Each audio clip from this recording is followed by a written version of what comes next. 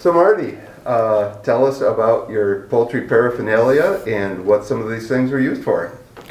All right. Well, the bulk of the collection is actually chicken waterers. And for those of you who don't know about chicken waterers, I can explain a little bit about that. So if one were to simply place water in a pan for chickens to get their water, they'd be walking in it and dirtying it in a hurry.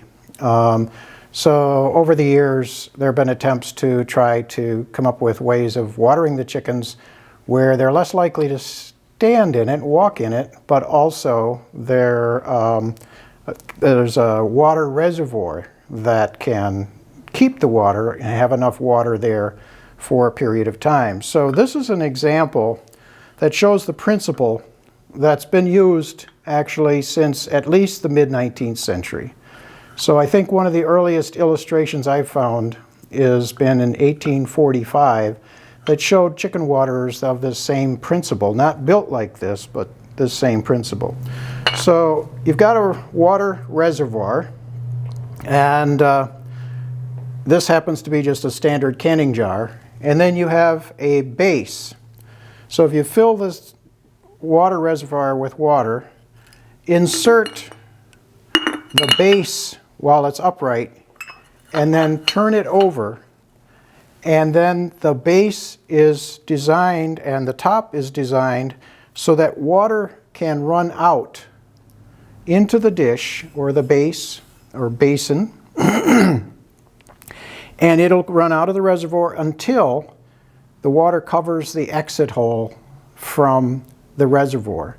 Once the water covers that exit hole, no air can get in, and therefore no water can come out. So then there's water in the base until the chickens drink some, lowers the level, air can get into there, and then more water can gurgle down into the base. So that's the basic principle of all of these, and even including many of them that you can buy today at the farm supply store that are made of plastic. They're exactly the same principle. So some of the earliest ones are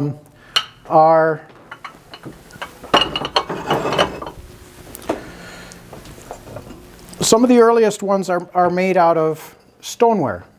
And actually, some of the earliest ones from this region were probably made out of redware. Redware isn't quite as durable as stoneware, so there aren't too many of those that remain. So this is an example of one that is of stoneware. And you can see it has a little hole on the side, and that's the exit hole for the water. This would have had a dish, a stoneware dish, so you'd fill it with water, put the dish on, and flip it over and place it out. Another advantage of the limited amount of surface water is that for chicks, they're less likely to get in there and get wet and perhaps even drowned in the water if you had a pan. So there's a couple of reasons why this is a good design for poultry. So this one is an example of a very simple pot that has an open bottom that would have a dish separate from it. In some cases, they actually designed a very similar idea, only it's closed on the bottom and the dish is attached and built right into the item. So this has a little hole for the water to get out. It's also the only hole for water to get in. So it's not, in some respects, perhaps the easiest design to deal with, but a very tidy design, which there are quite a few around of that nature. And then some of them had that same principle, except they have sort of this shroud across the top to also help keep that area clean and to keep chicks from getting in and out. This is a very small one.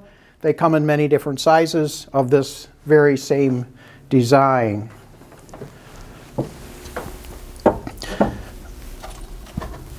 So those were all hand thrown on a potter's wheel. This one is molded. Looks very similar to a molded jug that you would find in the antique shop these days. So this has got the same idea. It's closed on the bottom. It's got a hole in here. It's got the attached dish and a bit of a hood built onto it. So this jug doesn't have a hole in the top the way a jug typically would, but it is probably made in the same shop where molded jugs were made. Stoneware chicken waterers were made probably right up into well into the first half of the 20th century. So once they became molded, there were many different ones made. And then you get some examples like this. And again, this would have had a dish. It's open on the bottom. But this actually has some information on it about the manufacturer. So sometimes there was some advertising on it. So this one says can't spill, and it's also got a patent date on it, Logan Pottery in Logan, Ohio. So there's a fair number out there that have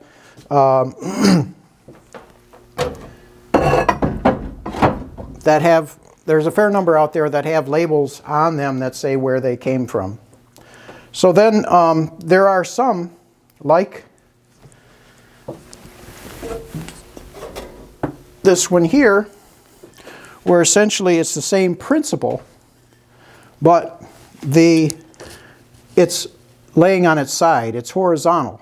So it's got the dish on the side. It's got some feet in the bottom to keep it from rolling. And these, for the most part, came from a pottery in Ohio as well. So these you do see in a variety of different glazes. So this is what's known as the Albany slip glaze, which is often what you'll find on this pottery. The ones that have the lighter color that I was showing you before is called a Bristol glaze. And then at some point along the way, metal ones started being made in the tin shop. So this one is virtually identical to that stoneware one I just showed you, but made out of metal. So again, it's got a slot in the bottom. The only way in and out is right there, but this also has a carrying handle on it so that you can take it from your water source to where you're going to feed them. And then here is another example of a horizontal one, but much more primitive, and could have even been made in the farmer's tin shop or the hardware's tin shop that was nearby. My guess is that those are in the late 19th century, early 20th century. Some of the earliest of the tin ones would have been exactly the same principle as the stoneware ones I was mentioning, open bottom with a base.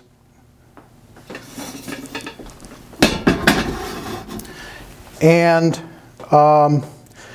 there were then some that resembled the pottery ones that had the attached dish and the shroud over it. This one was actually made in Buffalo, the Cipher Incubator Company. These come in many different sizes. Here's two sizes of the same design from presumably the same manufacturer, though that one isn't marked. And then as we progress along, we start seeing ones made out of glass. Again, the same principle. You've got a glass repository of water at the top, and then a reservoir of water in the top, and then in this case it's an early plastic. I'm not even sure what this plastic is called, but it's an early plastic that came in many colors. That I have one in the corner that's earlier that would have a tin base on it. So they started with the tin base and a glass top, and then added the plastic along the way, and eventually there were plastic tops as well as bottoms, which is what we see today. Then another interesting feature here is what I showed you were there are several here that are designed to fit a standard canning jar. So then all you needed to do as a farmer or whoever was in charge of the chickens was to get one of the bases that was designed for a canning jar, and then you could just go down the cellar, get an empty canning jar, screw it on, and you've got yourself your chicken water. This one is star-shaped, and there are a number of them that are like this. I have others that are galvanized.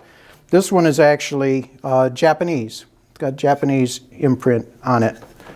I have a couple from other countries, but most of them are American. This one here is a little glass one that is from England. It says Halifax. I believe that's British. And there's one down here, which is pretty fancy, which is Dalton in the pottery company in Great Britain.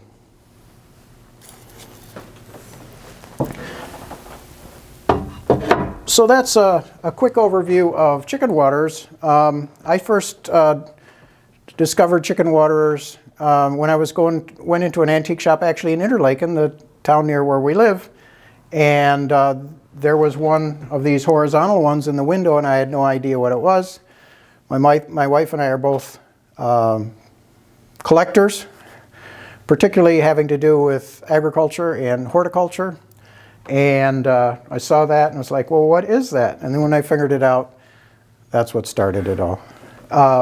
So for the most part, I collect chicken waterers, but I have a few other chicken or poultry related things. And I should say that chicken waterers are sometimes referred to as poultry fountains. It's a little fancier term, but that's what you'll see sometimes in catalogs and in the literature. Then there are several egg scales that I have here.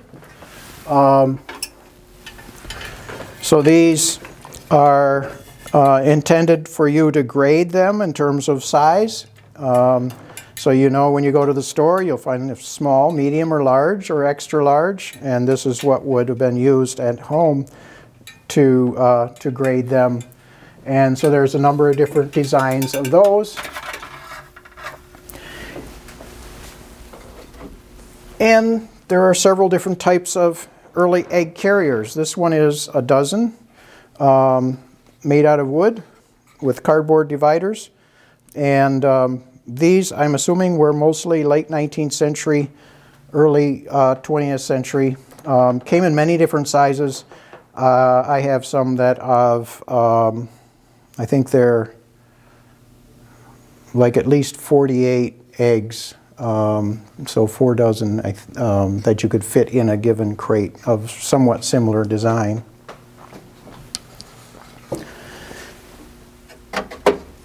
There is also a egg carrier in here that's made out of metal and has an address label spot on it.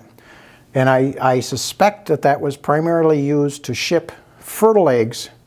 You could buy fertile eggs from a hatchery and then hatch them out at home if you had your own incubator. I don't know that for sure, but I'm pretty sure that's what that one is for. Several different egg carton designs, which we've seen over the years. Most of these are 1 dozen. They sometimes came in other sizes. Some feed bags on the wall. There are a variety of different feeds, of course, that you feed to your chickens. You might feed something different to young chicks that you would to those that you're just raising for meat compared to those that you have for their egg production.